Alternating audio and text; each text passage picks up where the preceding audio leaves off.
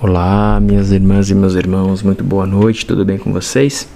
Como estão todos na noite desta terça-feira abençoada? Espero encontrar todos bem, na graça e na paz de Deus nosso Senhor. Quem for novo por aqui, eu sou Adriano, junto com a minha esposa Caroline. Nós conduzimos os estudos neste grupo de oração e neste canal. Agora estamos colocando nossos vídeos no YouTube. Então, se você for novo por aqui, se inscreva, deixe seu like, faça seu comentário. Nos ajude a chegar nos 50 inscritos necessários para voltarmos a fazer lives.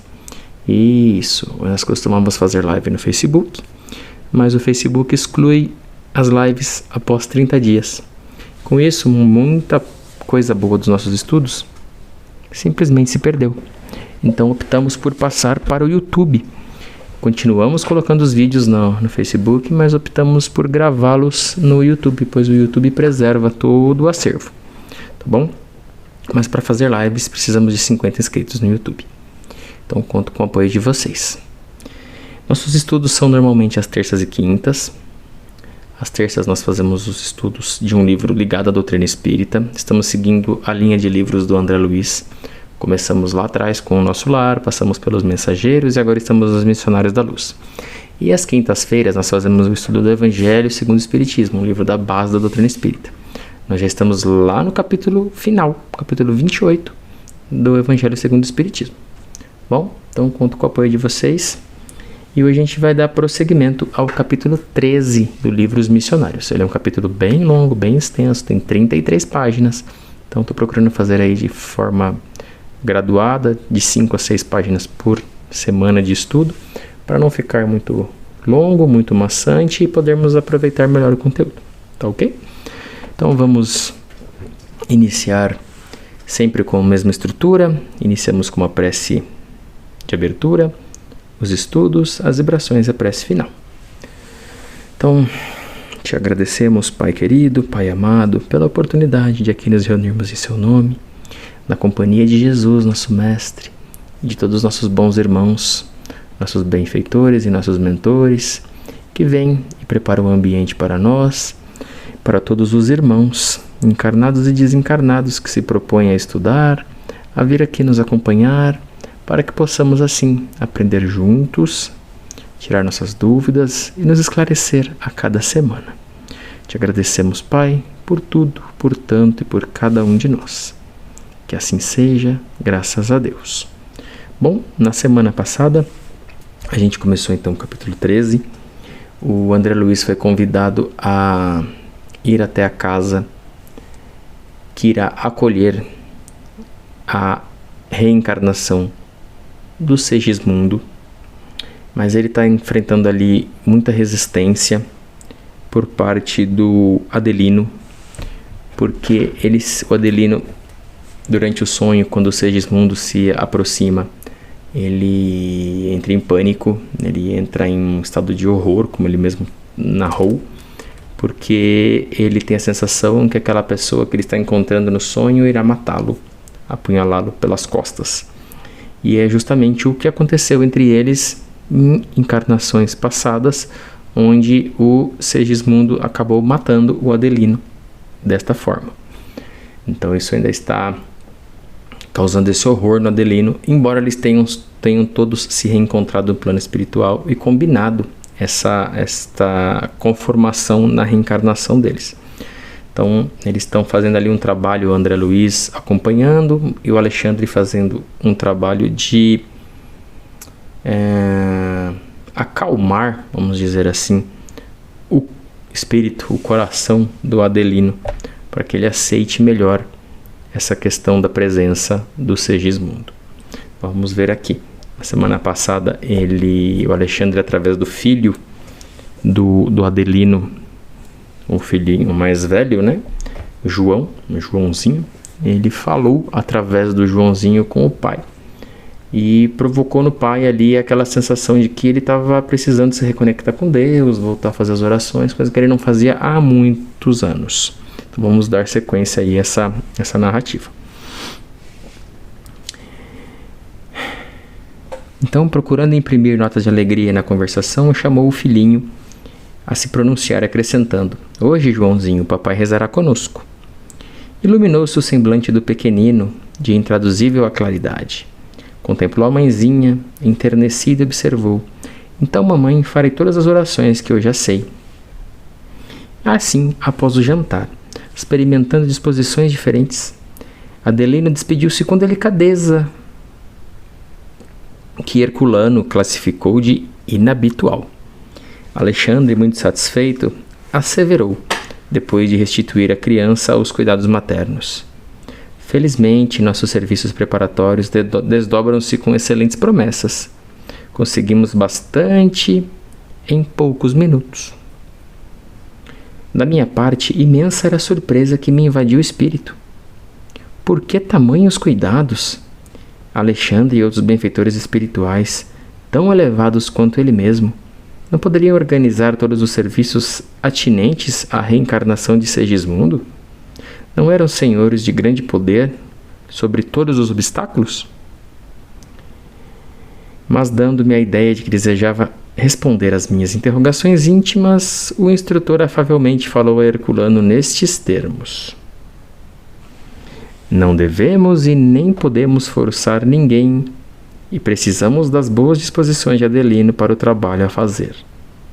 Então ele já meio que respondeu as indagações do André Luiz, né? Pegando ali o pensamento, porque a comunicação no plano espiritual é essencialmente por pensamento. Então ele conseguiu captar ali o pensamento do André Luiz e falou que ninguém pode ser forçado. Embora ele ficasse pensando ali que eles têm uma super evolução, né? Eles são espíritos muito mais esclarecidos, mais evoluídos, eles poderiam simplesmente falar: vai ser assim, acabou e tchau. Mas eles não estão ali para serem ditadores do poder. Eu tenho o poder, eu mando, você aceita.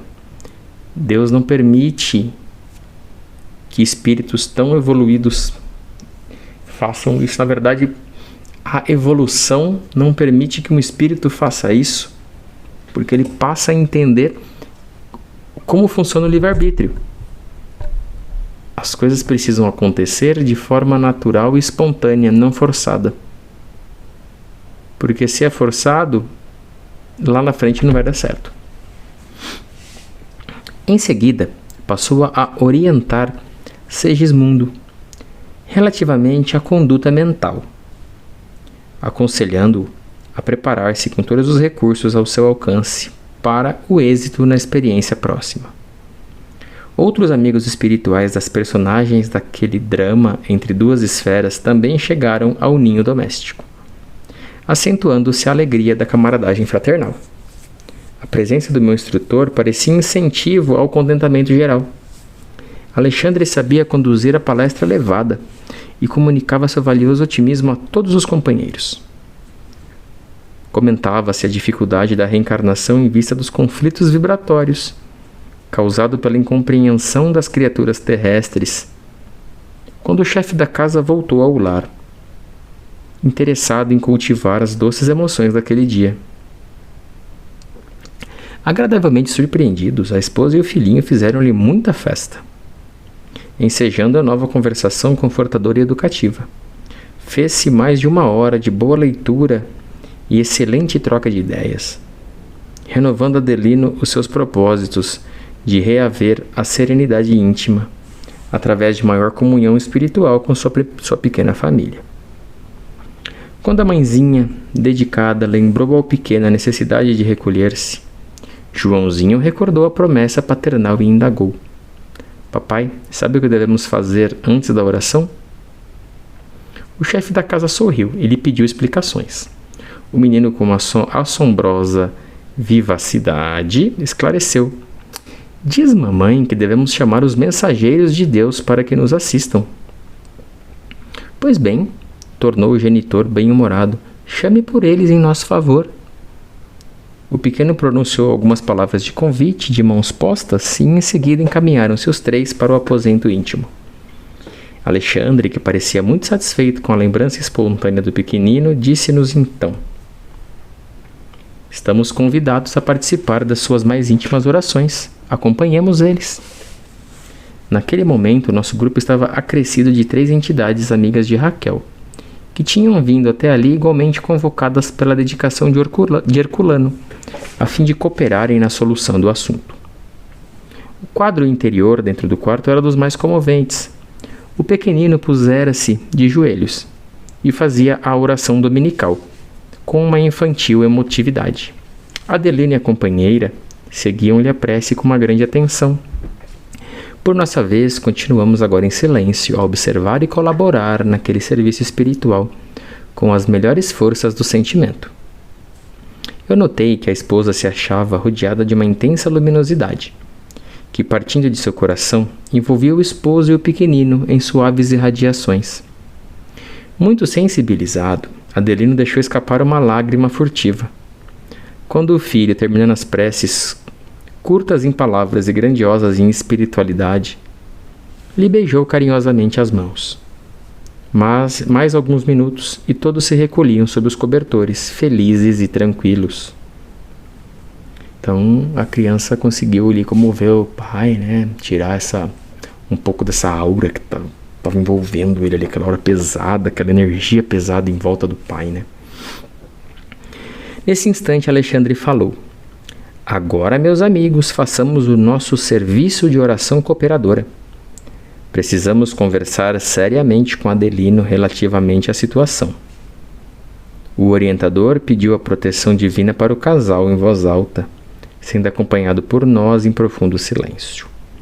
As vibrações do nosso pensamento em rogativa congregaram-se, como parcelas de luminosas substâncias a se reunirem num todo, derramando-se sobre o leito conjugal, quais correntes sutis de forças magnéticas revigorantes e regeneradoras. Então, eles estavam ali envoltos de uma boa energia, dos mesmos mensageiros que eles pediram a presença. Por isso que é muito importante o que pensar, quando pensar e por quem pensar no momento de uma oração, de uma prece, no momento de se deitar, né? É muito, muito importante. Foi então que vi Raquel abandonar o corpo físico, dentro de luminosas irradiações, parecendo-me alheia à situação. Despreocupada, feliz, abraçou-se com uma das entidades que nos acompanhavam. Velha senhora que Alexandre nos apresentara um pouco antes, declarando tratar-se da avó materna da dona da casa. A anciã desencarnada convidou a neta a permanecerem juntas em oração, ao que Raquel concordou com um visível contentamento. A esposa de Adelina, entretanto, parecia identificar tão somente a presença da velhinha amorosa. Fixava em nós o olhar indiferentemente, como se ali não estivéssemos. Estranhando o fato, dirigi-me ao instrutor pedindo-lhe explicações. A curiosidade da Andra Luísa ela é legal, né? Alexandre não se fez rogado e, não obstante a delicadeza do serviço em curso, esclareceu-me de forma delicada. Não se surpreenda, cada um de nós deve ter a possibilidade de ver somente aquilo que nos proporcione um proveito legítimo. Além do mais, não seria justo intensificar a percepção de nossa amiga para que nos acompanhe no trabalho desta noite. Ela nos auxiliará com o valor da oração, mas não precisará seguir de perto os esclarecimentos que a condição do esposo requisita. Quem faz o que pode recebe o salário da paz. Raquel vem fazendo quanto lhe é possível para o êxito no desempenho das obrigações que a trouxeram ao mundo. Por isso mesmo, não deve ser advertida e nem perturbada. Atendamos Segismundo e Adelino.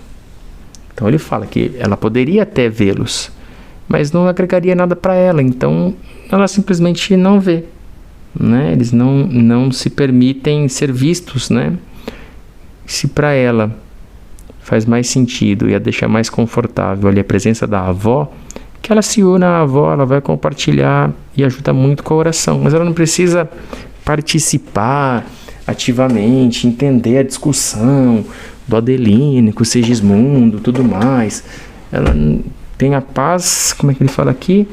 Quem faz o que pode recebe o salário da paz. Ela vai estar em paz ali naquele momento, né? Isso que é o mais importante.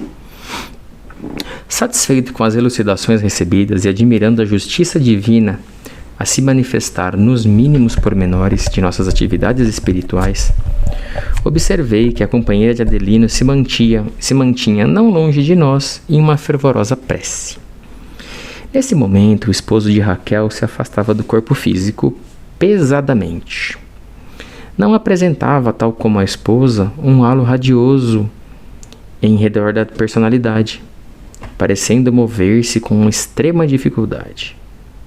Enquanto o seu olhar vagueava no quarto, angustiado e espantadiço, Alexandre se aproximou de mim e observou: "Está examinando a lição? Repare nas singularidades da vida espiritual. Adelina e Raquel são espíritos associados de muitas existências em comum. Partilham o mesmo cálice de dores e alegrias terrestres. Na atualidade, seus corpos repousam um ao lado do outro no mesmo leito. Entretanto, cada um vive em um plano mental diferente. É muito difícil estarem reunidos nos laços domésticos, as almas da mesma esfera. Raquel, fora dos veículos da carne, pode ver a avózinha com quem se encontra ligada no mesmo círculo de elevação. Adelino, porém, só poderá ver Segismundo, com quem se encontra imantado pelas forças do ódio que ele deixou imprudentemente desenvolver-se de novo em seu coração." A palavra do orientador, contudo, foi interrompida por um grito lacinante. Adelino, com medo, identificara a presença do antigo adversário e, espavorido, tentava correr inutilmente. Se movimentava com dificuldade, ansioso de retornar ao corpo físico, à maneira de uma criança medrosa procurando um refúgio. Mas Alexandre, se aproximando dele, com amorosa autoridade, estendeu-lhe as mãos, das quais saíam grandes chispas de luz.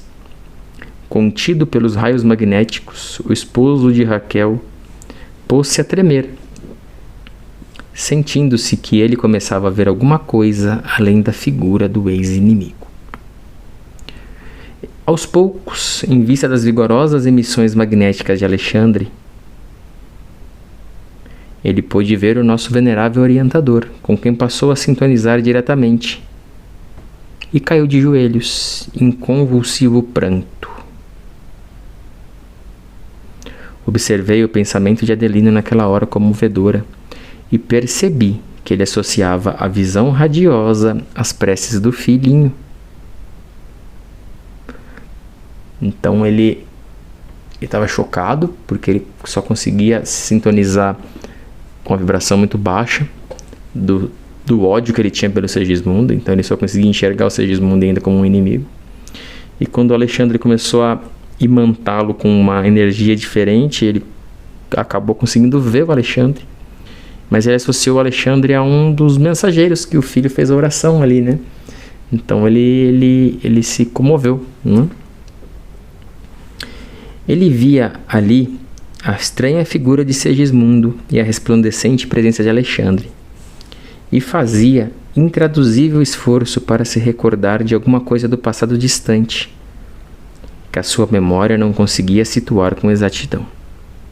Supôs naturalmente que o nosso mentor devia ser um emissário do céu, para salvá-lo dos pesadelos cruéis, e, ofuscado pela intensa luz, soluçava, agachado entre o medo e o júbilo, suplicando paz e proteção.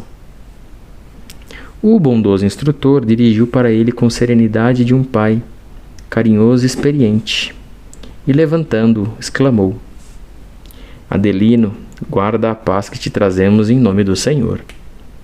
E, abraçando-o de encontro ao peito amigo, continuou: "O que temes, meu irmão?" Encheu ele os olhos de lágrimas e, indicando Segismundo triste, alegou sentidamente: "Ó mensageiro de Deus, livrai-me desse pesadelo infeliz. Se viestes trazido pelas orações de meu filho inocente, ajudai-me por caridade." E, apontando o pobre amigo, continuava: "Este fantasma enlouquece-me, sinto-me doente, desventurado."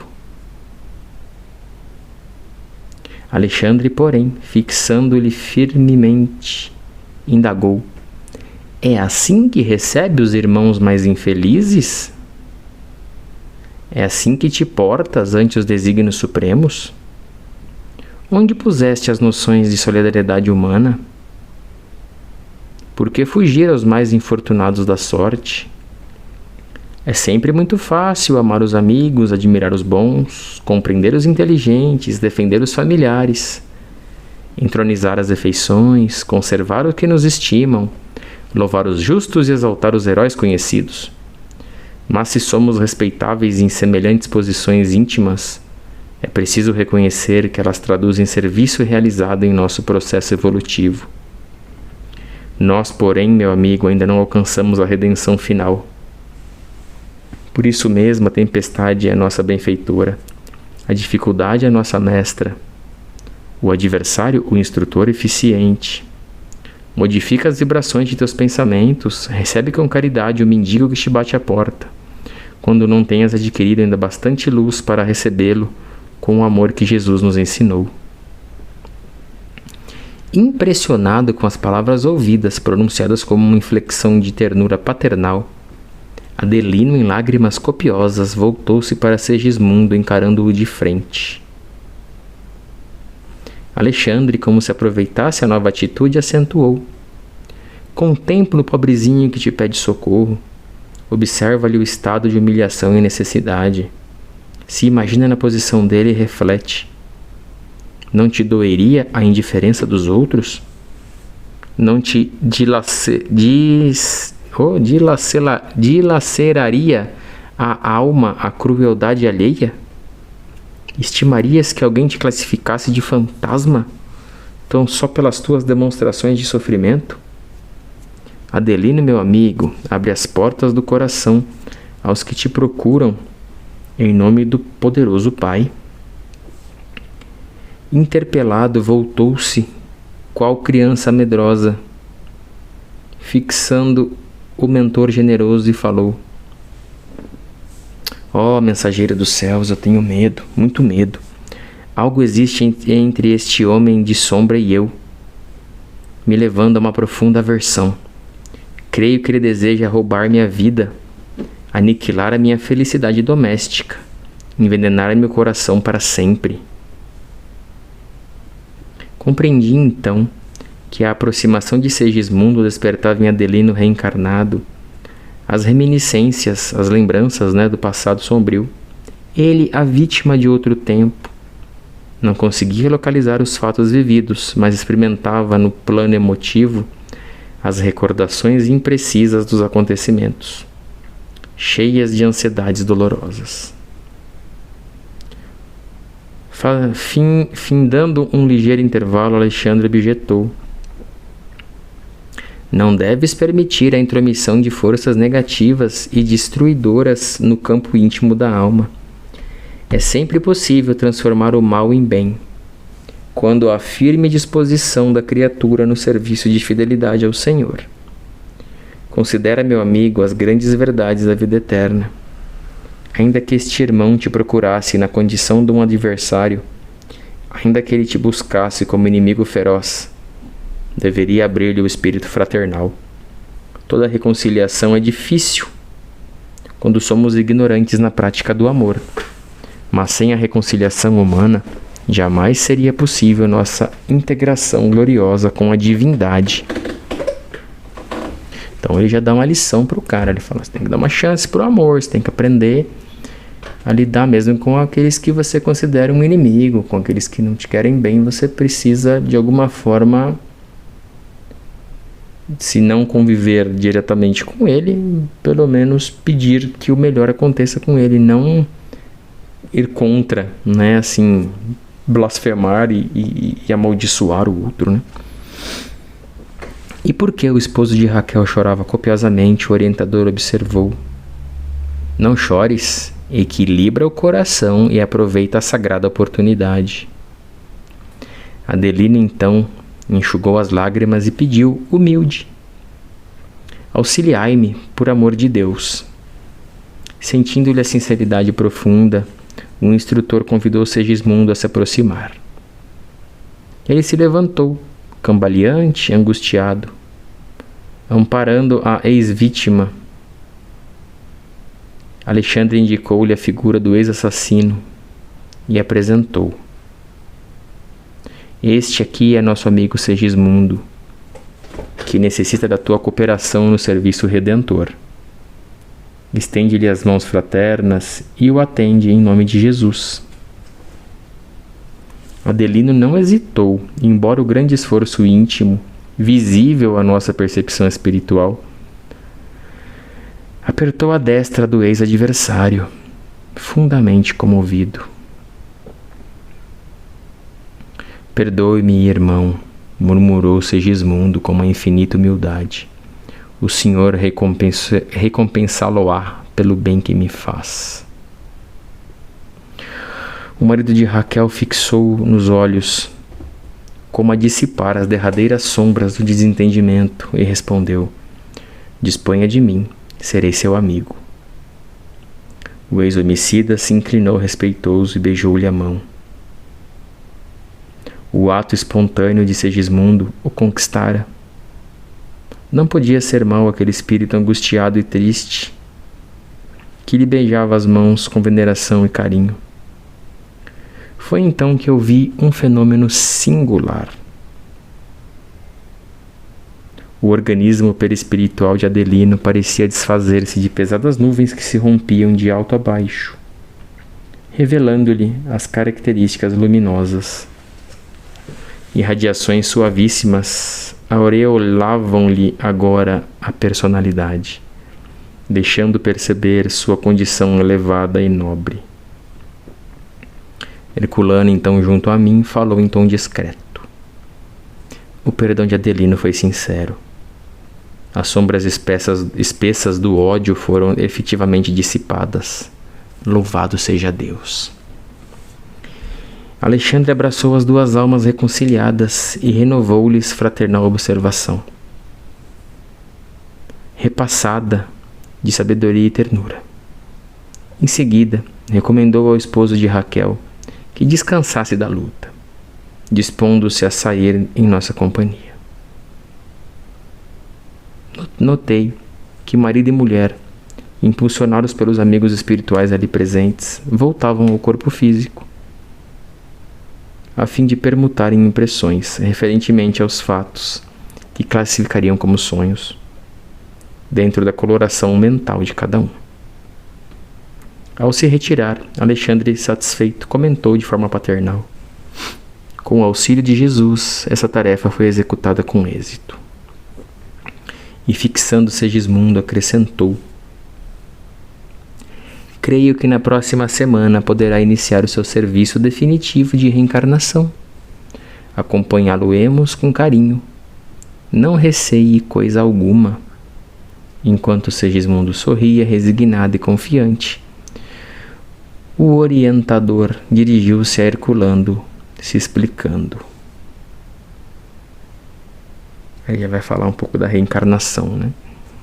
Já observei o gráfico referente ao organismo físico que nosso amigo receberá de futuro. Verificando de perto as imagens da moléstia do coração que ele sofrerá na idade madura, como consequência da falta cometida no passado, Segismundo experimentará grandes perturbações dos nervos cardíacos, mormente os nervos de tônus. Entretanto, e nesse momento concentrou toda a atenção no interessado. É necessário que você lhe faça ver que as provas de resgate legítimo inclinam a alma encarnada a situações periclitantes e difíceis na recapitulação das experiências. Todavia, não obrigam a novas quedas espirituais quando dispomos de verdadeira boa vontade no trabalho de elevação. O aprendiz aplicado pode ganhar muito tempo e conquistar inúmeros valores, se de fato procura conhecer as lições e pô-las em prática. A justiça divina nunca foi exercida sem amor. E quando a fidelidade sincera ao Senhor permanece viva no coração dos homens, há sempre lugar para o acréscimo de misericórdia, a que se referia Jesus em seu apostolado. Em seguida, convidando-me a acompanhá-lo, Alexandre despediu-se dos demais, frisando: voltaremos a vê-los no dia da ligação inicial de Segismundo com a matéria física. Preciso cooperar na ocasião com os nossos amigos construtores, aos quais pedi que me apresentassem os mapas cromossômicos referentes aos serviços a serem encetados. Então, vou encerrar por aqui.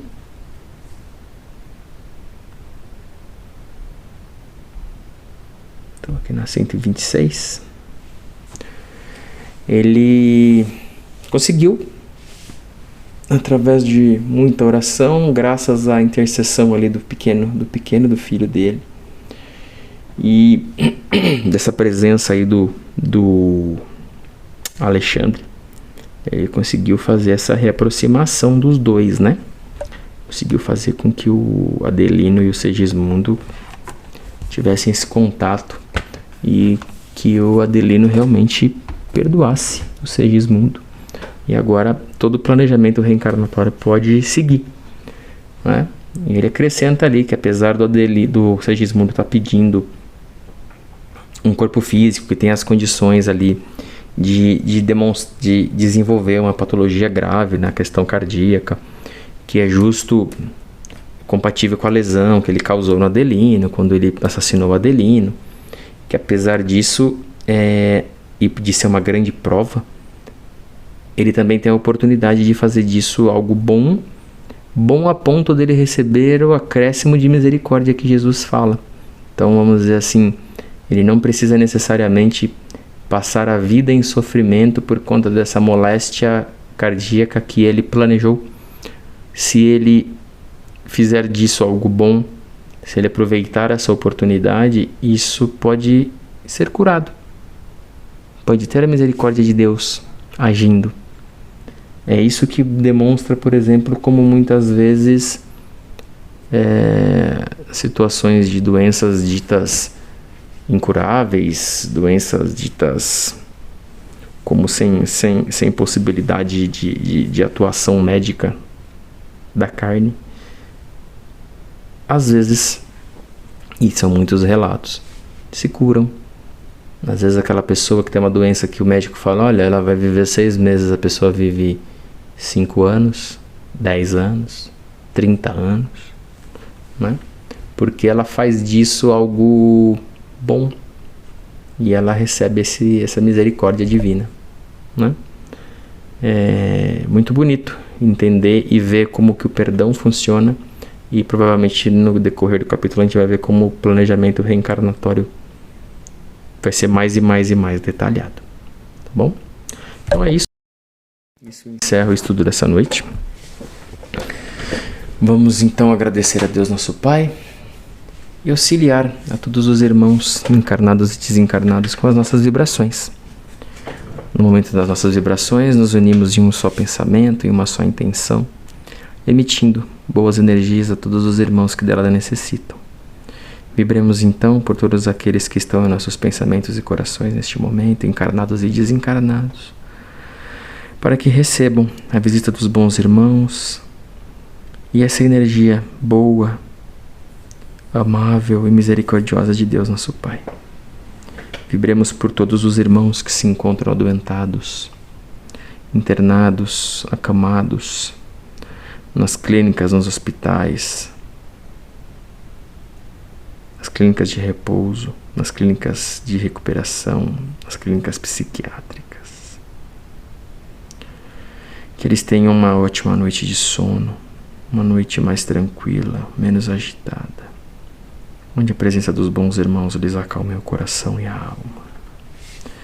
Vibremos por todos aqueles irmãos que se encontram encarcerados, por transgressões que tenham realizado aqui no plano físico, que eles possam, noite após noite, refletir sobre o que fizeram, mas principalmente planejar o que de bom farão quando recuperarem sua liberdade. Vibremos por todos aqueles encarnados e desencarnados que amamos, todos aqueles encarnados e desencarnados que nos cercam, Vibremos pelos nossos amigos, colegas, parentes, conhecidos, colegas de trabalho, irmãos de jornada, amigos de caminhada da vida. Vibremos por nossos vizinhos, os mais distantes, os mais próximos, dos mais tranquilos aos mais agitados, todos aqueles que estão à nossa volta, para que o amor de Deus entre em seus corações e lhes mostre meios de se amarem, se respeitarem, para que assim cada um possa amar e respeitar todos que estão à sua volta. Vibremos ainda pelos países em guerra, pelas pessoas que vivem nesses locais, pelas pessoas que vivem em países onde falta de tudo. Que o amor de Deus toque as boas almas, que possam auxiliar estas pessoas, que possam ajudar esses governantes, a fim de que as pessoas possam ter o mínimo digno para viver. Não nos esqueçamos também de vibrar pelos irmãos em situação de rua. Que a mão amiga chegue com uma comida, um cobertor, um abraço, uma conversa, que lhes auxilie neste momento, para que possam enfrentar as dificuldades que a vida lhes apresenta. Vibremos por todos que estão em nossas casas, que vivem conosco, que nos cercam, para que o amor de Deus auxilie a cada um do modo que precisa.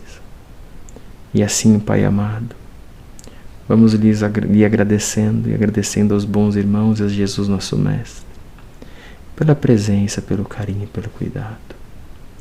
Agradecemos também todos os irmãos que vieram até aqui nos acompanhar.